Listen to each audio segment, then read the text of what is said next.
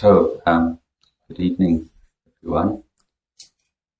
And, lovely to see so many people with an interest in listening to the Dhamma. And I'm very interested to hear some of you and to have some discussions, questions and answers or whatever at the end of the talk. So I'll try not to talk too long so that you run out of steam.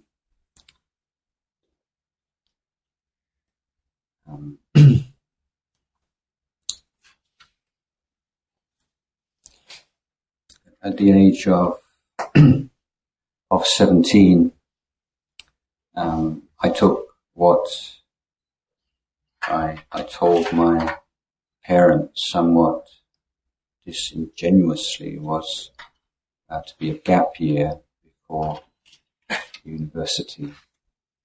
And 1 year became 2 and I never went. So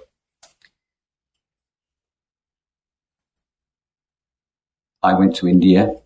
I hitchhiked most of the way to India. I've been fascinated with India and Indian culture and Indian religion as far as I can remember.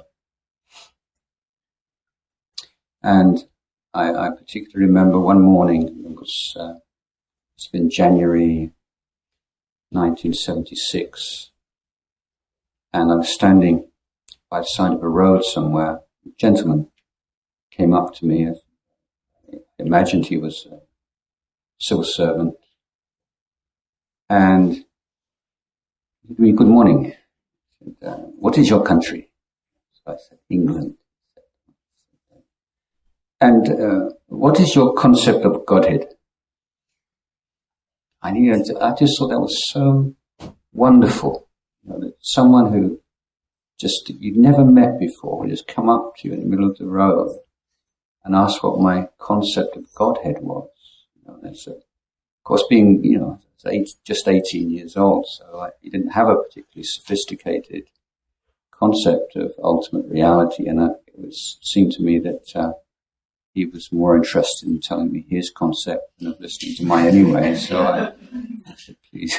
So I listened to him. But, this is what I love about India, where the spiritual and the mundane exist in a kind of seamless relationship. And fast forward 30-something years, and just before leaving Thailand, I was in the house of an old lady who was to be accompanying me on this trip. She was unfortunately ill. And she was watching television, so cable television, and I wanted to skip forward to see whether the typhoon in Japan was going to hinder our travel plans. And so I was channel surfing, and I stopped upon this American channel, and it was a young lad of, 17, 18, or maybe or something, and he seemed to have been successful in some kind of a competition, talent show or something. And the interviewer said, "How do you feel?" And he said, "Wow, I don't know, I'm just having trouble processing reality right now." And I was so impressed by that. I just couldn't imagine how I would translate that into Thai, or imagine any young Thai person of my acquaintance who would, in a moment of excitement, would express itself as having difficulty processing reality. So my conclusion is that with the economic progress of India, the rising of India as an economic power, I think that the spiritual side seems to be waning somewhat, but perhaps the bright side, the silver lining of the cloud of American economic decline might be teenagers who worry about processing reality. And so an interest in life. This for me is the heart of Buddhism. That Buddhism's not a teaching which wants to give you cut and dried answers and telling you you should believe this and you shouldn't believe that, but is encouraging you to ask questions about life, and not just the details of life or the worldly projects in which we get so easily engrossed and enmeshed, but in the very our very humanity and what we're doing with our lives. It's often we just so busy going from this to the next thing and the next thing to the next thing that we never really stop and ask ourselves, well, why? What for? And this is why it's so important to have a daily meditation period. It's very appreciative of the invitation to all of you just now. I encourage you to take the President up on that, because irrespective of any spiritual progress that you might make as you would usually conceive of it, just the very effort to make some time to stop and to be with yourself as a human being rather than yourself as a student or as a boyfriend or a girlfriend or a son or a daughter or a husband or a wife or whatever. Having a time which you put aside every day, it's a time just to relinquish for a moment all your conventional identities and worries and anxieties. And when you do that, I think that you'll observe that as your mind calms down even a little, then things start to bubble up. This is really not a wise thing that I'm doing right now. Or I really should spend more time doing this and doing that. And those kinds of thoughts, are not to be dismissed as an obstacle to meditation per se, but they're also indications that we're having a little bit more communication with ourselves. And there's the sort of exponential growth of our capacity to communicate with others engulfs us, then there seems to be a corresponding lack of communication with ourselves. And there are so many ways now in which we can distract ourselves. And in our lives, I think the dilemma or the conflict between something which is quite obviously noble and that which is ignoble, that which is good and that which is bad, occur relatively infrequently. But what does bedevil us is the draw towards the superficial and the trivial. And so we've seen huge trivialization of our lives, I think, over the past years. And how much of what we say, what we text, what we email is really conducive to our long-lasting benefit and happiness.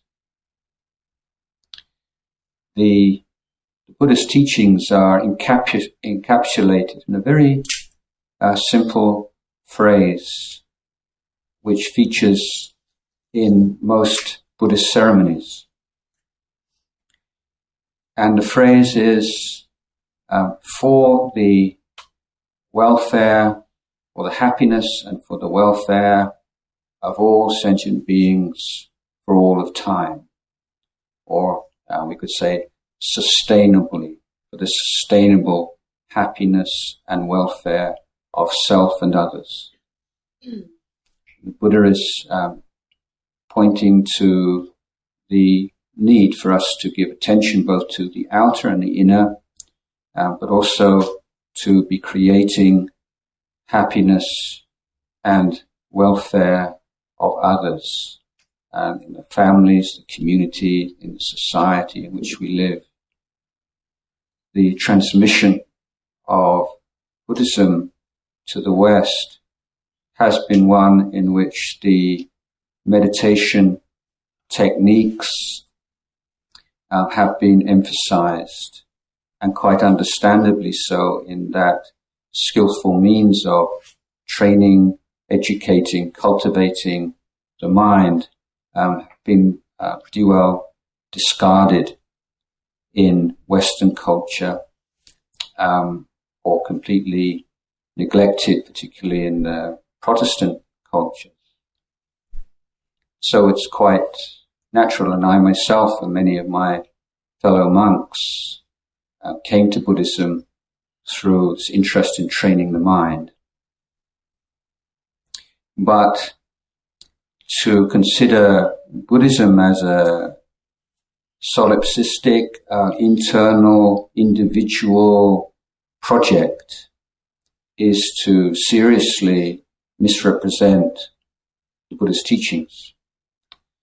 In fact, at the time of the Buddha himself, the word which was most commonly used to refer to this teaching was the Dhamma Vinaya.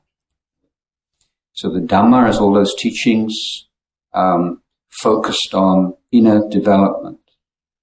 And the Vinaya consists of all those teachings intended to create the optimum environment for the practice of Dhamma. So many of you may have heard the word Vinaya or Vinaya, and perhaps assumed that it's a term restricted to the monastic discipline. This is not the case, but the Buddha established the monastic order specifically to provide the most conducive environment for the study, practice of the teachings and the propagation of them. But nevertheless, he, in what ways he could, given that he was living in a non-Buddhist culture and one in which there were some shared values, but many conflicting values,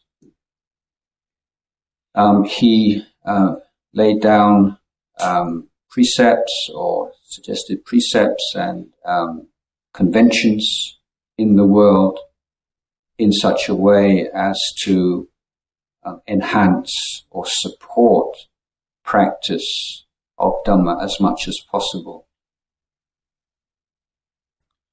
So the Buddhist teachings, the Eightfold Path, are abbreviated or summarized, called the threefold training of Sila, Samadhi, Panya. And this word, the Pali word, is Sikha, which can be translated as Sikha, but as training. But also its a wider meaning is indicated by the fact that in Thai language, the word for education is Siksa, which is directly derived from this word. So we can refer to the Buddha's training as essentially a system of education, an education of conduct, an education of the heart, an education of our understanding of life.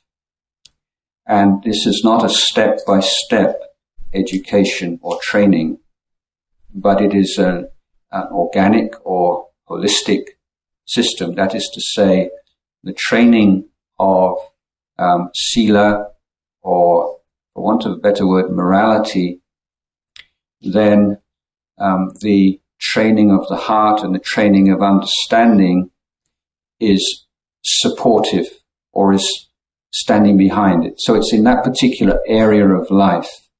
The sila education takes precedence or is in the limelight, but is backed by and supported by the samadhi and the panya elements. In the training of the heart, the sila and the panya trainings are supportive. They're standing behind it, they're informing it, they're enriching it. And similarly with the panya, or the wisdom, the development, understanding, then the sila and the samadhi are also present.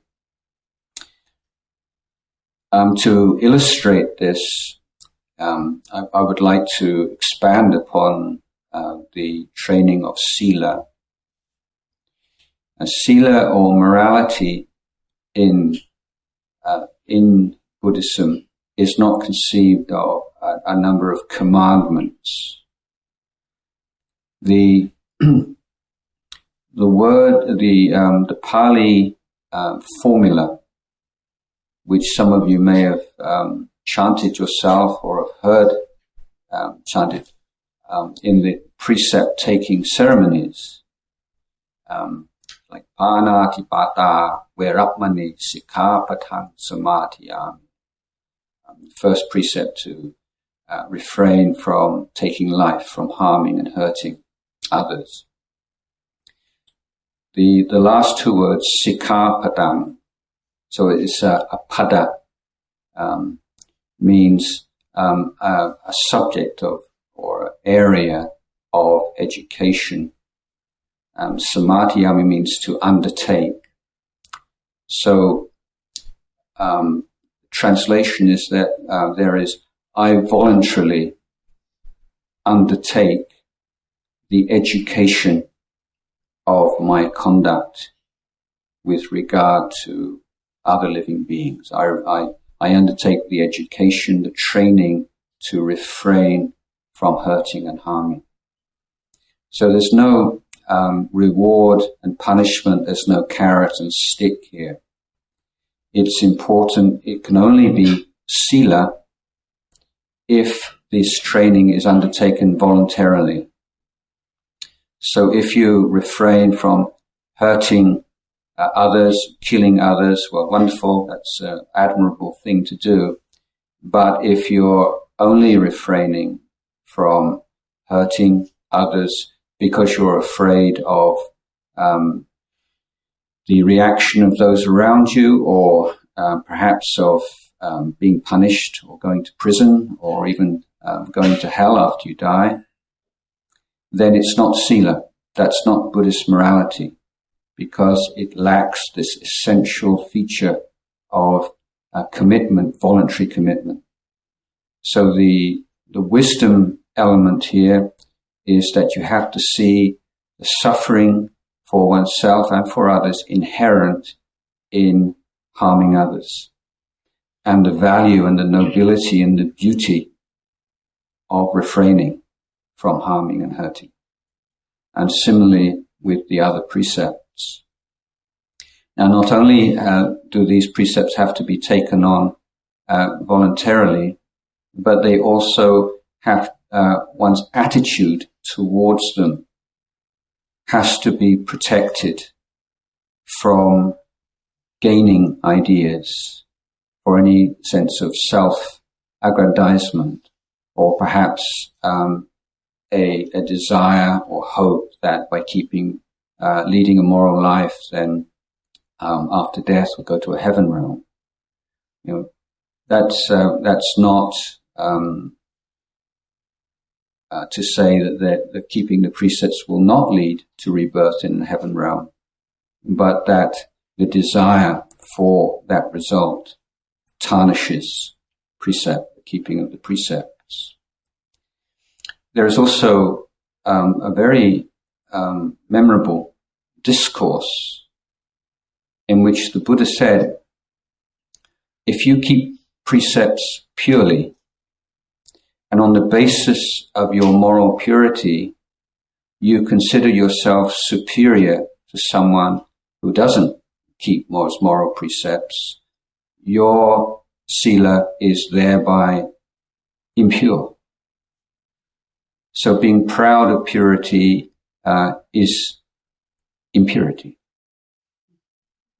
So it's not, so I don't want to do this because I'm afraid of punishment, right? That's not what Buddhist morality is at all. It's a training. And the keeping of precepts requires a number of virtues that need to be cultivated on a regular and consistent basis. The most obvious, I think, is that of mindfulness. And I don't think that it can be stressed or emphasized enough that you can't just be aware. So just be aware. You can't. It's not possible. You have to be aware of something. You have to be mindful of something. And the degree to which you clarify your object of mindfulness, or the skill with which you make use of what I would call pegs for mindfulness, are the guarantee of success, both on the moral plane and in the more subtle internal levels, planes of the practice. So how do you, in this busy, overwhelming world, sensual overload world, where there's something crying out, calling out, pleading for your attention all the time, and where the external features of your world which are encouraging you to live well and wisely and kindly are far exceeded by those things that are encouraging you in every possible way to live unwisely and heedlessly. How do you establish that sense of awakeness, awareness, presence of mind, clarity of mind, good judgment? And initially, the recollection of precepts is a most valuable tool. So in any kind of social situation, making a clear determination that whatever happens, I won't lie, I won't cheat, I won't exaggerate, I won't conceal, I won't speak harshly, I won't speak divisively, I won't try to set people against each other. I won't gossip about things which drain people of their goodness and energy and stimulate all that's dark and mean in their minds. And so by making a firm determination in that way, it's not that the determination in itself is effective, but it establishes a standard, it establishes an aspiration and a channel for your mind. And if it's right there in the forefront of your mind, then in daily life, you're constantly recollecting it. You're coming back to yourself. You're coming back to the present moment again and again in a very effective way through mindfulness of precepts. So it's not that Buddhist morality is the precursor to meditation, but it is in itself a form of spiritual development. And we learn so many things by keeping the precepts. I think it's sobering, quite frightening, actually, when we start to be very honest about how honest we are in our speech, how often we like to think ourselves as basically honest person, don't we? But then the number of times we compromise on the truth of our statements because we're embarrassed, because we want people to look at us well, we don't want people to look down on us or to lose their respect for us.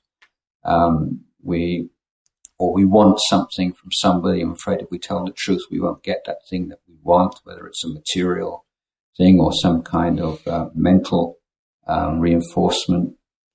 The effort to be completely truthful is a very intense, purifying practice. And we notice that, the kind of frustration that lay Buddhists have now, I don't have time to meditate, there's just so much going on in my life. That's really beside the point. Now, on this topic, I would like to suggest that a good framework for understanding this Buddhist education is one expressed, understood in terms of the framework of what we call the four right efforts. So that's one factor of the Eightfold Noble Path. In the threefold abbreviation, it's considered to lie within the category of the training of the heart. And there are four elements. The first is the effort to protect the mind from unwholesome, negative, toxic mental states. So that needs a vigilance, a heedfulness, a clarity, a precision of mind in every situation. But it's almost impossible that we're going to be completely successful with that effort. So we also have to be ready and to be committed to strategies of reducing and eliminating these negative, toxic mental states that have already arisen. Then we also put effort into cultivating, creating all those positive, noble, uplifting mental states that have not yet arisen in our hearts. And lastly, to cherish, to care for, and to further develop all those positive mental states which have already arisen. Now, I would suggest that if you look at your life, whether it's a very busy life or an extremely busy life, that it is still possible, whatever your circumstances, wherever you are, wherever you're with, to put one of those four kinds of effort into place where at any time, at every time. So you're going into a meeting, and there's perhaps one particular person going to be there, a board member or a colleague or a friend or an acquaintance, and it's someone who you find really obnoxious, a really irritating person. And the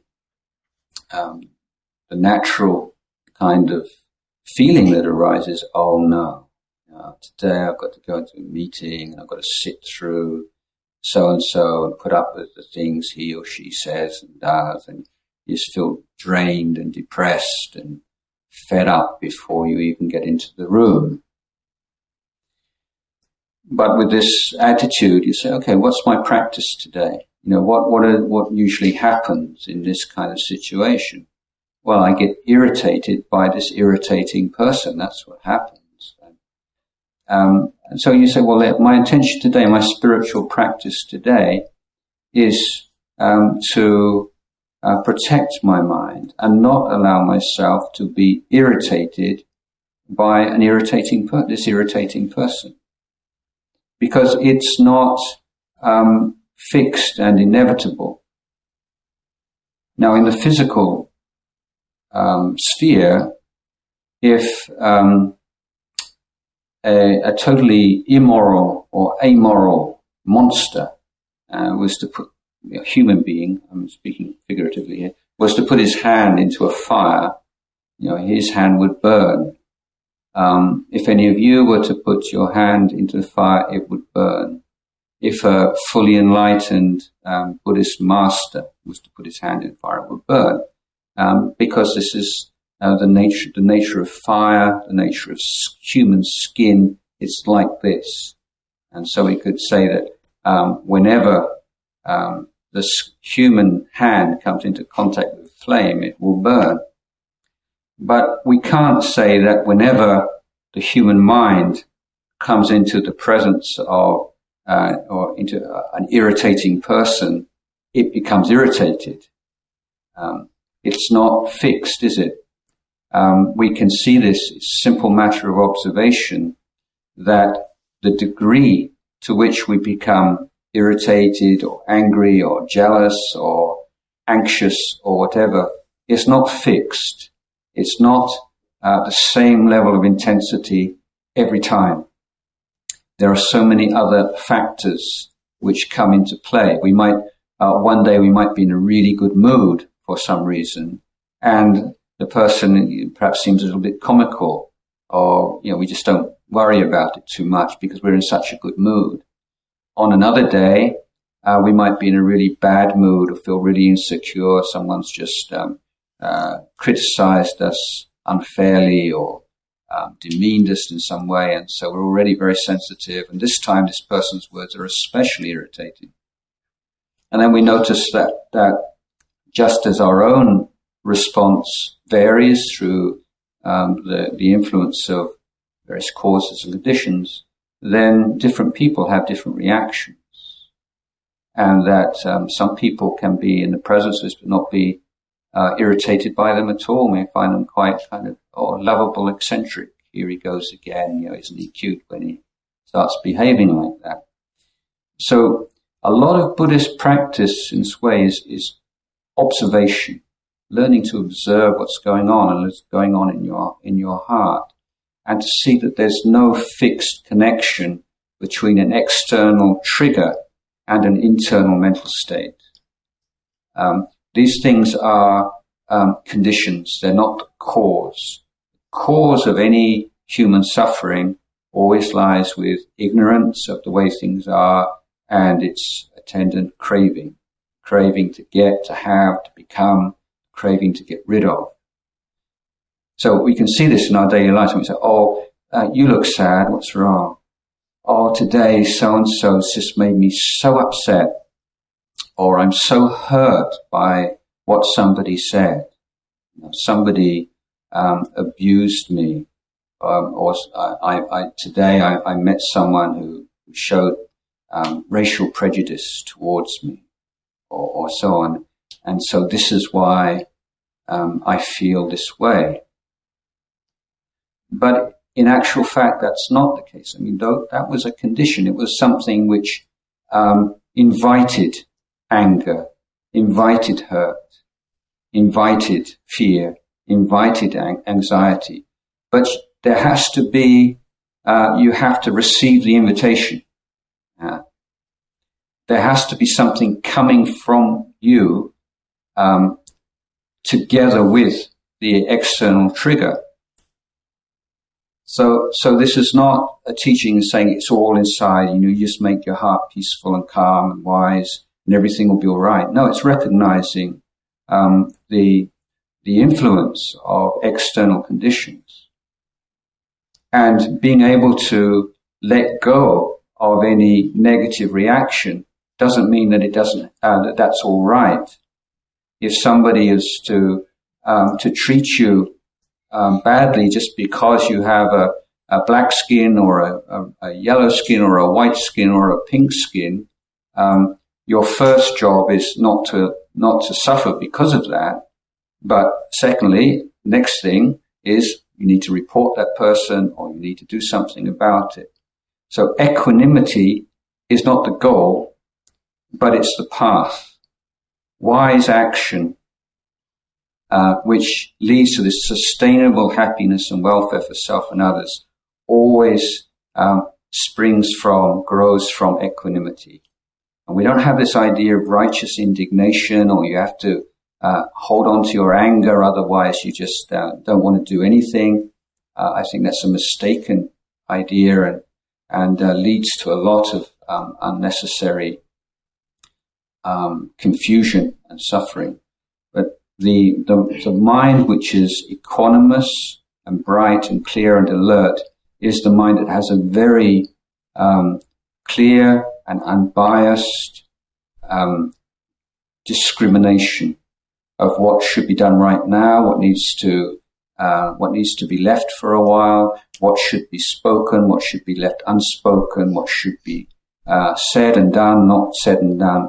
The mind which is free from anger and prejudice of any kind is the mind which is ready to act in the best possible fashion. The angry mind is a coarse, one-sided mind which buys into this whole idea of us and them, the aggressive and the aggressed, the right and the wrong, the good and the bad, and so on, and just tends to make things worse. What the value of it is, just for a while you sort of feel good at letting off steam. That's about the extent of it. So, going back to this example now, these 4 right efforts, are based upon this idea that there is nothing fixed. There is no mental state which is part of or expresses who you are. And one way I like to talk about the mind, and the body, is to say that in Buddhist understanding, there are no nouns. There are only verbs. Everything's a verb. Even seeing the mind is a verb rather than a noun. There are things that are rising, passing away according to causes and conditions. And so, for that reason, we have to be constantly awakening and brightening the mind and clarifying the mind and strengthening the mind, because even though right now there may not be coarse negative mental states, we can't guarantee the future. Only the stream enterer, one who's realized the first level of enlightenment, who can guarantee their mind is going to be free of negative mental states independent of circumstance. And any student of history will have observed how once the rules are suspended, and a lot of the things that would earn you life imprisonment or a long period of incarceration in peacetime can earn you medals in wartime. When the external supports for wise and kind living are removed, many people who in peacetime would have lived a completely normal and conventionally moral life become awful, nasty people. And when things change, then unless we have this inner discipline and inner training, we just get swept away by that. And one of my best friends married my sister, and we used to play soccer together and close together. And he was at school, he was always greatly inspired by Mahatma Gandhi. So after I left home and I didn't see him for a number of years. So after I'd been in Thailand for some 6 years, I returned to England for a visit. By this time, my sister and her husband had 2 children. And we were sitting around, and I said, are you still inspired by Mahatma Gandhi and Ahimsa and the non-violence movement as much as you used to be? And he said, oh yes, absolutely. But if anybody came near my kids, I'd kill them. So, this is it. We always have these exceptions, and there are certain circumstances where, we're not really sure. And in a time of famine, in a time of civil war, when you felt unsafe, your loved ones were unsafe, everything can change. So, but although that kind of extreme situation may not hope that does not appear in your lives, the point I'm trying to make is that this effort, this inner discipline, and this skill, understanding the way of the mind and developing techniques and methods to protect the mind from the arising of mental, toxic mental states, is fundamental to this Buddhist training, and the effort and the techniques in a discipline of learning how to eradicate those that have arisen. This is what it's all about. A very simple, straightforward example.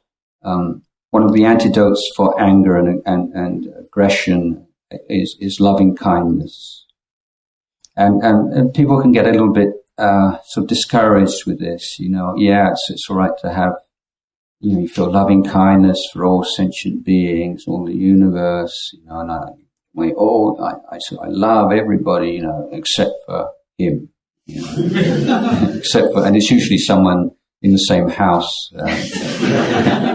that's the problem.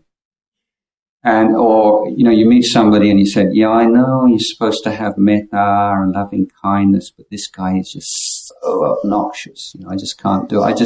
The very thought of wishing him happiness, it's just like, he's already got all this stuff and I give him happiness as well. It's not fair. So, but the point about metta or loving kindness, is that we wish people well. So be specific about it. So if someone is really selfish and self-centered, egotistical, then what can you wish them? You can wish them, may they be free of selfishness. May they know the happiness of putting other people first. May they transcend this narrow, miserable attitude that they carry around with them all day. So you've changed. It's not that you're sort of living in this sort of delusion, or love everyone, because you don't and you know it. But and that's all right. I mean, it's completely all right. But what you can do is that I'm not going to dwell in aversion for this person because it's hurting me more than it's hurting them. And by just saying, yes, may they be free of that habit, of that kind of personality. May they know the happiness of freedom from that. And I think that's something that's very practical and applicable in any. So you have to start off, with what really works, rather than what you think should a Buddhist or a meditator should be. Don't get into that. I should be. I should. Buddhists get ill, and I should be able to deal with this better than I can, or to get sort of fearful and anxious and think I shouldn't be like this. I should be peaceful and calm. Or,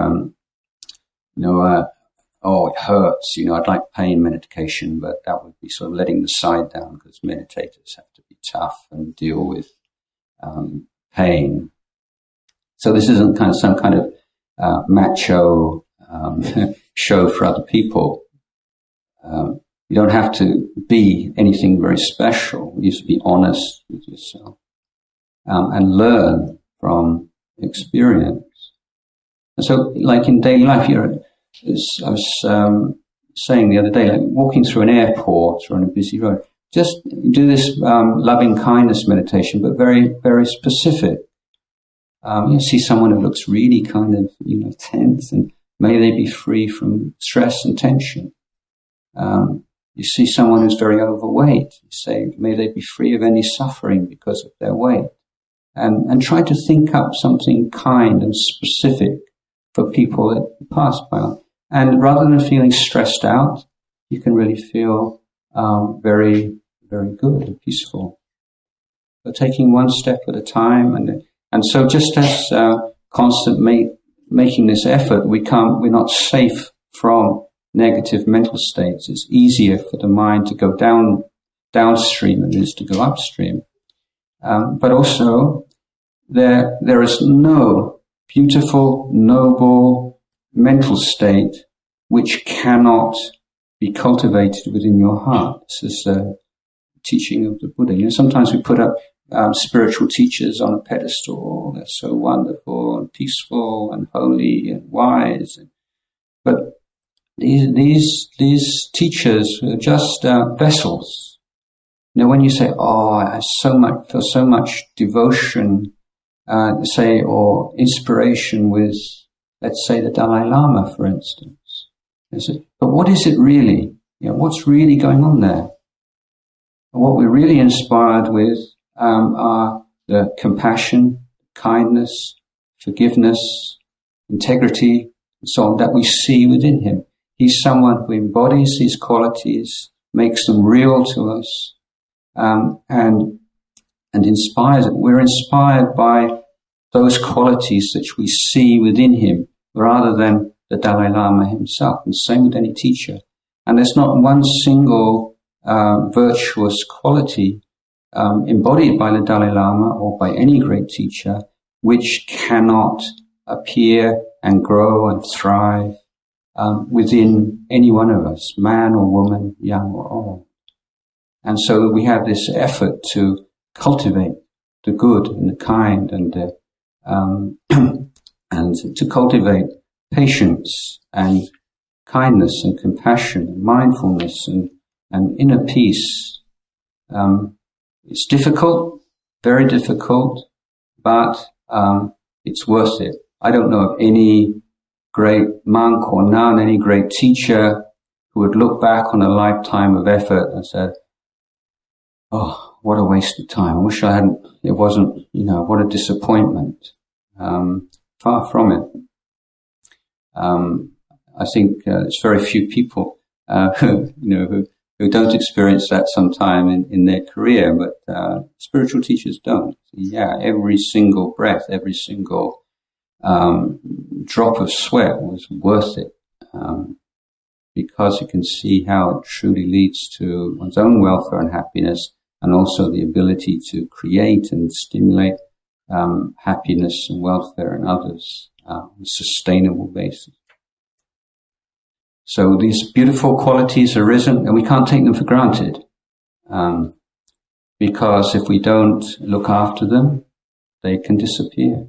And there's so many monks, nuns, meditators, put a lot of effort, received some fruit from their practice, rested on their laurels, and now I've got it sorted out, I'm beyond this, I've transcended that, everything's wonderful, and they just little by little, drop by drop, disappears, and they wake up one day and say, how did I get here?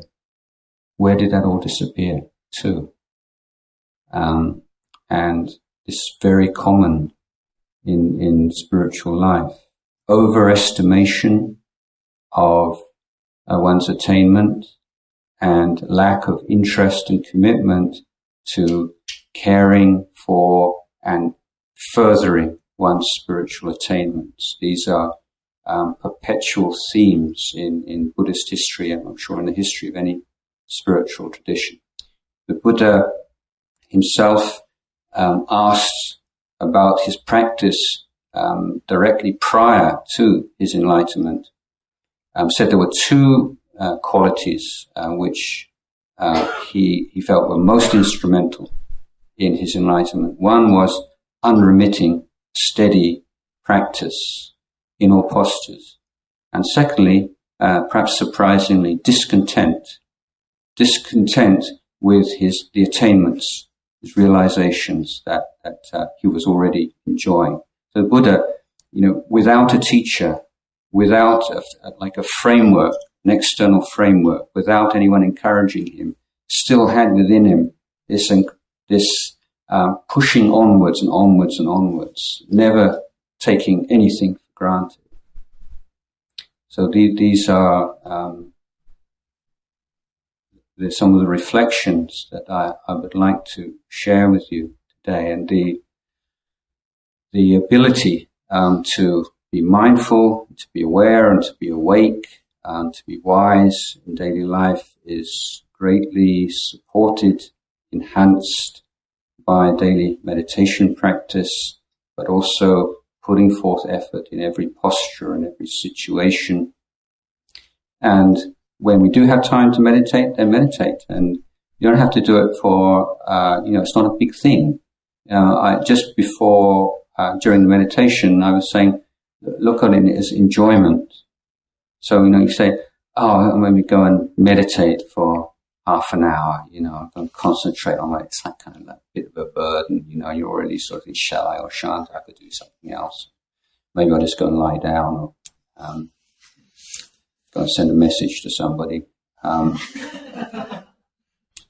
But if you just change, this very sort of change to say, look on meditation as enjoying your breath. Say, I'm just going to go into my room for 10 minutes and just enjoy my breath for a few minutes. It's quite a good feeling, isn't it? And where's Sunset? He's just enjoying his breath for a few minutes. He'll be back. So turn off your communication devices. Have times of the day when you're incommunicado. I think this is a word which we need to bring up and revive, uphold. Incommunicado. I think that would be a really good sort of Latin phrase on that. Put up on, carved into the stone here somewhere. So, having times when no one can get in touch with you and you're just in touch with yourself. And in meditation, what are you doing? You're putting forth these 4 efforts. It's not anything that you're enjoying, but in order to enjoy the breath, you have to be skillful in preventing hindrances from taking over your mind. You have to know how to deal with hindrances that have arisen, consciously bringing up what we call the enlightenment factors of meditation, or the jhana factors, all these technical terms, basically bringing up all that's wholesome and beautiful. And when those things are starting to arise, taking care of them and taking them further and further. So daily life and meditation, this is just different sides of the same coin. It's just one thing. It's a seamless practice leading from darkness to light and from bondage to liberation. So thank you for your attention.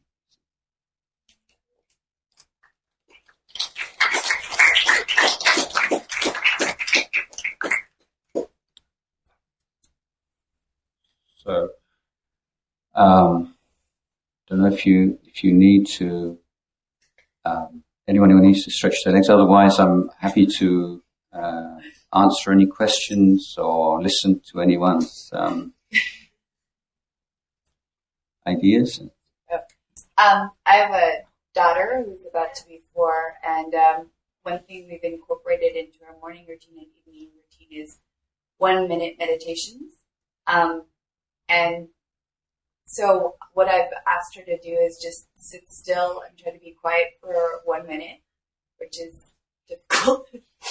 But is there anything, one idea I'm playing with is for her to try and listen to her heartbeat or something to focus on. Do you have any suggestions for a 3-year-old? Which I am also sometimes 3-year-olds. I think for small children, the meditations that immediately engage the emotions are very good, and loving kindness meditation, and you can do that even with a small child for longer than a minute, and just encourage them to think of their loved ones, mummy and daddy, and just think of close your eyes and think of your mummy's face smiling and happy. You think, may mummy be happy, and think of daddy, and think of him smiling, think, may daddy be happy. And then you can be guiding a little. Okay, let's spread loving kindness to mommy, to daddy, and to grandparents, and to friends, and then to all the people in Palo Alto, or all the people in California, and all the people, and as you get older, you can do it more, and then you can do all the rabbits, all the puppies, all the polar bears, and and you can be a little bit creative. But although whatever sending this kind of loving kindness can vary in its object, it's just developing this ability to send this sense of well-wishing to others. So I think with small children, not really expecting too much kind of silence, but sustaining a positive, uplifting emotion through sort of reinforcing every few seconds or few minutes when the child starts to waver and become distracted, and seeing as the child gets older, how much if it makes it too long, the child starts to dislike it, and that's not obviously with any kind of teaching, you want the person to feel it wasn't quite long enough, like to do it a bit longer. Another technique in the secular mindfulness groups in England, I don't know in the States whether they use this technique. It's rather nice. Is to use the breathing, but to use your finger, and so breathe in, and you reach the top of the in-breath, and you breathe out. Breathe in, and then end it at the top of the finger, and breathe out. Breathe in, breathe out. So you synchronize the breath with the movement. So it's something to do as well. I think that's a nice one.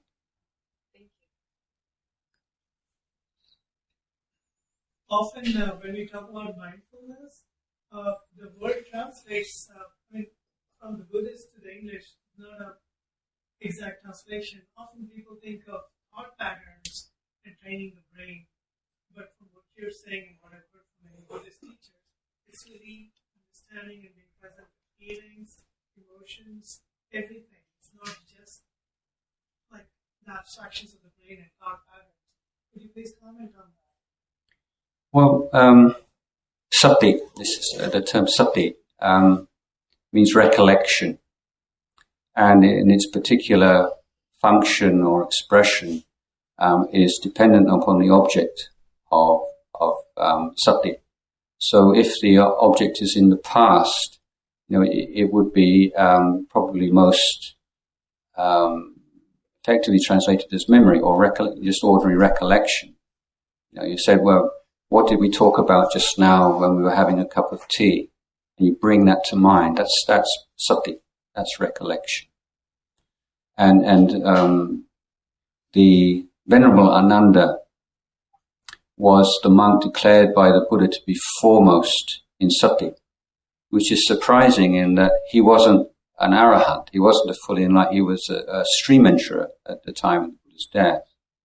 But he was given this title as being foremost in sati because he was the one who memorized and could recollect all of the discourses of the Buddha. So that function of sati is prominent in the Pali discourses. But when the object is present in the present moment, then sati means not forgetting. This is a tip. When a good way of trying to understand these technical terms is to look at what they're not, or the opposite of them. So this is why mindfulness in the Eightfold Path is included in the training of the heart rather than the training of wisdom. It's not a wisdom faculty. It's a heart faculty. So if you're with your breath and you're not forgetting your breath, then you're mindful of your breath. So whatever you take as an object and you're able to sustain attention, not forget it, then you're being mindful of it. Now mindfulness works in conjunction with another mental factor, which is called sampajanya, usually translated as clear comprehension. And this is one kind is a preliminary form of wisdom. So if if you're meditating on your breath, say what you're actually doing is you're sustaining mindfulness on your breath. You get distracted. You lose sati. You've forgotten the breath. After a while, what's happening? This isn't my breath. This is not leading anywhere. This is a waste of time. That's sampajanya. See, this recognition that what I'm doing right now, i.e. thinking, fantasizing, is not what I set out to do. It's a departure from, it's a deviation from, and through that act of mindfulness, you re-establish attention. This is like vitaka, you put the mind on the object again, and you re-establish mindfulness. So you can be mindful of a particular body part or a function of the body, the breath. You train yourself to be mindful of feeling, because there's always a feeling in every moment of consciousness, either pleasant, unpleasant, or neutral. And we seek to bring that to mind and to be mindful of feeling. So we tend to lose focus in the presence of neutral feeling because it feels like nothing's going on. We attach to pleasant feeling. We push away unpleasant feeling because we're not aware of feeling as feeling. And similarly with mental states and hindrances of the mind, which I've been speaking of to a certain degree already. One of the teachings which we can easily overlook because it seems so straightforward, the Buddha says, recognizing a hindrance as a hindrance. What does that really mean? I have an analogy. If you let's imagine someone who was born into a slum, a terrible, horrible environment, and never had the opportunity to go anywhere. All ever known was life in a slum. And then one day, some kind person takes the person out of the slum, out of the city, up to a mountain, top of a mountain, trees, breeze, fresh air. And what happens? The boy, the girl thinks, wow, where I live, that's a really nasty, dirty, smelly place. And prior to that, even though living in that environment, there'd been no sense of that because there'd been nothing to compare it to. But through that first-hand, direct experience of something that transcends that, in a sense, that's so dirty, that's so smelly, that's so disgusting. And so although, we hear that this kind of desire, this kind of aversion, these are hindrances. We can grasp that intellectually, but we don't feel it. And that's why it's so important to develop a meditation where, at least for a short while, you have an experience of a mind which transcends hindrances. And you say, this is peace. And that mental state that I indulge in, that's really unpeaceful. That's really toxic. That really pulls me down. And before you never realize, this is who I am. I'm like this. This is who I am. And you say, no, it's not. So, one of the reasons why this whole kind of distinction or division or argument about this is samatha, this is vipassana, this is just this and this is that. I don't really think it's that useful because if you're doing a pure focusing technique, let's say on the breath, for instance, the experience of peace, of samadhi, transforms your whole understanding of yourself and your role in the world and your desires and aspirations. Your whole value system can change. So, to say, well, that's not really developing wisdom. It's not looking at arising and passing away. It's not a vipassana technique as though it's something inferior. I don't think that really is a very helpful way of looking at things. So, well, what's the effect on your life? If experience if you can digest and reflect skillfully upon the experiences of meditation, you can learn something that then is expressed in your daily life. And the more you are mindful, then the easier it becomes, and the more you see that, yeah, it's true, like you've been told since a kid, real happiness lies within. You don't need, we pay lip service to all this stuff, but when it comes to the crunch, we don't really believe it. Unless you've experienced this inner happiness, you don't really believe it. That's why it's so important to develop this practice internally.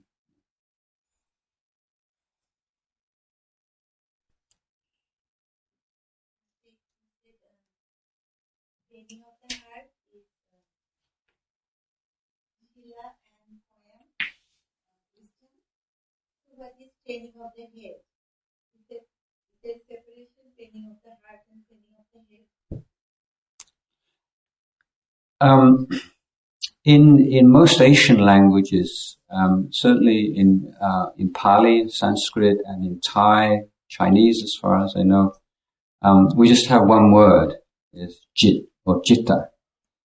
And in the Western languages, then we have this division into the heart and the head. And for a long time, it was a major headache or heartache for translators, knowing how to translate this term, because when you translate the jitta as the mind, then people tend to take the cognitive, intellectual aspect and overlook the emotional aspect.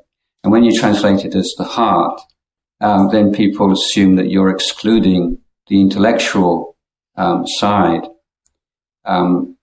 So there's never really been any resolution, but a convention has been adopted that we use the mind. But that includes everything that also comes under the heart in English language or in most Western languages. But I think that there is nevertheless value in making that kind of distinction when you understand it's a conventional distinction. And certainly, I think one way of talking about meditation practice is that it provides a bridge between the mind and the heart, as those things are generally understood in Western culture. So if and as I mentioned just now, it makes real the value of the training. And Western Buddhism in particular has been plagued by this over intellectual approach. Because Buddhist teachings are just so emotionally intellectually satisfying, that often people can just stop there. But the Buddha spoke about wisdom as being one of the most well-known of his presentations. The subject of wisdom is that there are three levels or three kinds of wisdom. So the first is wisdom of accurate, beneficial information. Okay, you going back to the example of the fire. Somebody tells you, if you put your hand in the fire, it burns, and you remember that, and on the basis of that information, you don't put your hand in the fire. So that's the first level of wisdom. You hear teachings from the Lord Buddha and great teachers. You remember them, and they start to inform how you live your life, your values, and so on, your decisions about what and how you spend your time. So this is one level of wisdom. Second level of wisdom is taking information from here and from there and integrating it and reflecting on it and taking it further.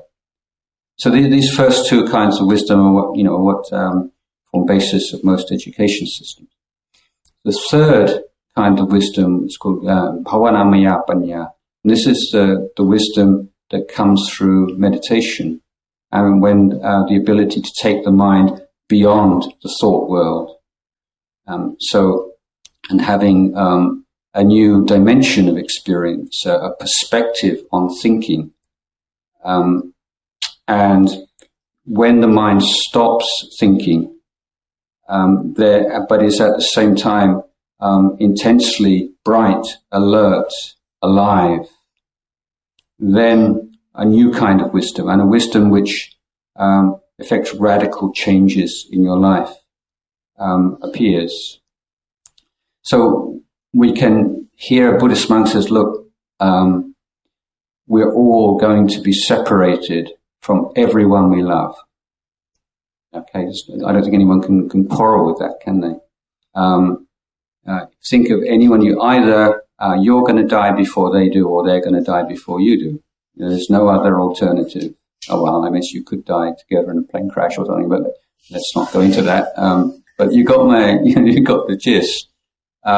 So yeah, that's true. Oh yeah, well, that's really true. But then. You are bereaved for some, you do experience some awful separation. And the question is, what value to you is that knowledge? Is that assent, that intellectual acceptance? Yes, that's true. Not very much, I think we would all agree. And for that reason, we could say, yeah, it's still in your head, it's just in your brain, it's just a thought, a perception, but it hasn't been fully digested and fully experienced and understood. And so we can say it has to engage both the head and the heart. So we can say that. My view, and I would suggest that meditation, is the way to effect that integration and inward digestion of these simple truths of life, which we hear and we think we know, but really it's very superficial and it doesn't really reach the deepest parts of our life.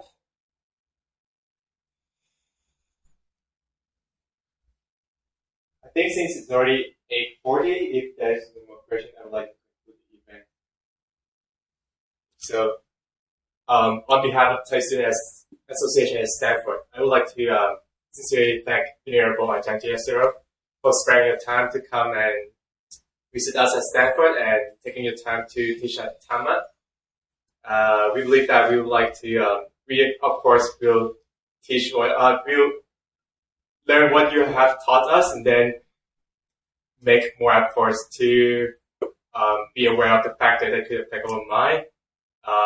We'll try to learn to let go better, and we'll try to, of course, to eradicate any negative toxicity in our mind. Thank you so much. Thank you. Before you all go, it's rather kind of abrupt. I just want to tell you one of my favorite stories. It's just a very short story, but it's one I like a lot. So there's this monk, and he's walking. And he's walking towards the mountain, as monks do. And he lost his way, as monks also do sometimes. And there was an old lady sitting by the side of the road, and she's doing some work or other. And he says, Grandmother, excuse me, how long will it take me to get to the mountain? And she's just carrying on what she's doing, pays no attention. And he says, Grandmother, could you tell me how long it will take me to get? And being a Buddhist monk, you have to 3 times. So he said, Grandmother, excuse me, how long will it take? So he walks on and just assumes she's deaf or didn't. And she's a few meters down the road and she says, 3 or 4 days. And he looks back and he said, Grandmother, why didn't you reply when I asked you? She said, well, I had to see how fast you were walking and how sincere you were before I could answer. Okay, so thank you very much.